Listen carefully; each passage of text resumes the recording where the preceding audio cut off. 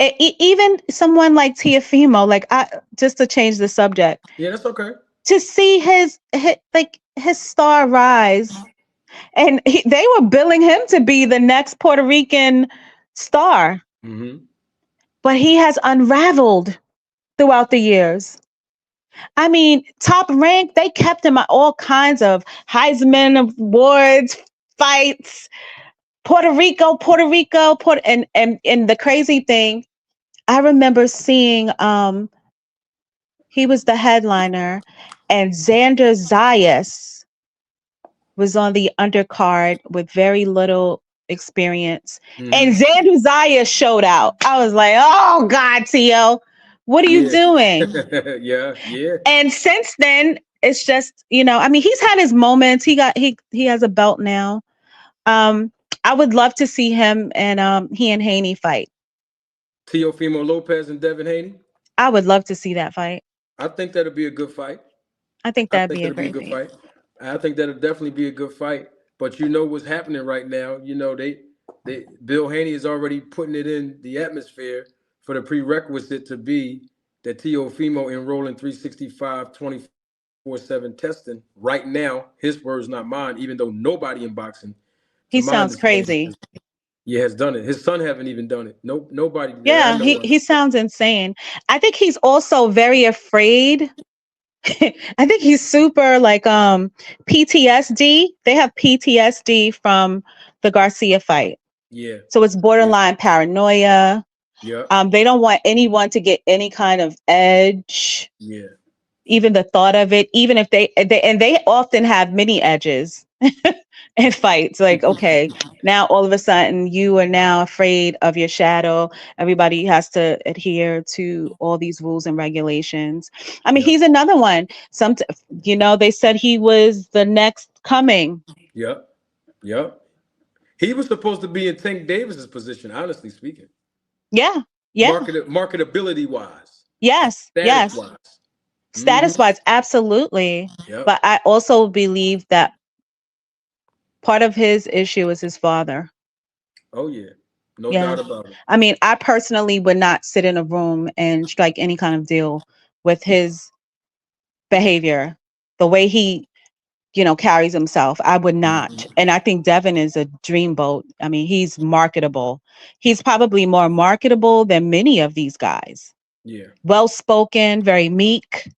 But I think some of his father's attitudes and arrogance kind of subtly rubs off on him. And it's been a detriment to him. Yep. But you know, Dion, you're a woman, and you know you can get away with saying that. But if I say it, Dion, oh my gosh, Dion, Lord have mercy. You know they'll come for Yeah. me. You know they'll come for me when I say it. Oh yeah, well I'm gonna say it, and you know what? I say it in the chat. I I say it know. everywhere I go. I go in my little boxing film. Listen, I'm gonna say it. I'm gonna call it like I see it. I'm a grown woman with some wisdom. I Yes. love this sport, and you Yes. can see a lot of things if you pay attention, and you're not just I find in the sport that some people are not really fans of the sport. They're more fans of, I don't even know if they're really fans of the person that they're behind, because it becomes like too extreme. So do you love the sport?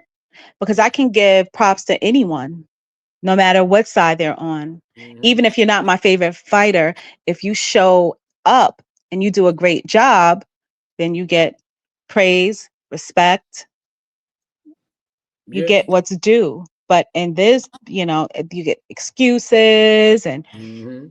division. It's really interesting what has happened to boxing in this social media age. It's very disappointing. Yep, I would have to agree with you. I got a super chat here and a cash app. Double salute to Adrian Molina. Thank you for your contribution in the cash app and your support. I really appreciate it. Lucky McKenna's my God. Double salute to Lucky again. Thank you for your contribution and your support. In the super chat, Lucky says, Marty, you say boots have all the tools, but what good is the tools if you don't bring them to work? And I Mm, totally agree. What I was saying, Lucky, was Boots have the tools to improve. That's what I was saying, yes. and I actually said that. I'm not sure if y'all heard me, but yes, Yes. I mean he has the tools to improve. But if like Lucky just said, if he don't bring those tools to work, what That's good are right. they? What good are they? And I expect Boots to get this type of criticism. But at the same time, if the people that give him criticism do that with all the other fighters, I think that's fair. I think that's fair game. Because some people, like you said, Dion, they're not really, not all people. I'm just saying some, especially some of the ones that's criticizing Boots, not really fans of boxing. They're just fans of either a particular fighter, and even you said that you don't even think they're even fans of the person. But you No, I know, think it's just the opportunity to go off and go against. I mean, if you look at the chat sometimes, there are people picking on things. You're like, what are you talking about? What are you? This is not even on topic. You just right, come in with division. yeah, It's like, what's going on here? So many people are that way. So yeah, I don't think they're fans of the sport. But I will say this to even Boots fans, those who are loyal fans, you got to give them the criticism.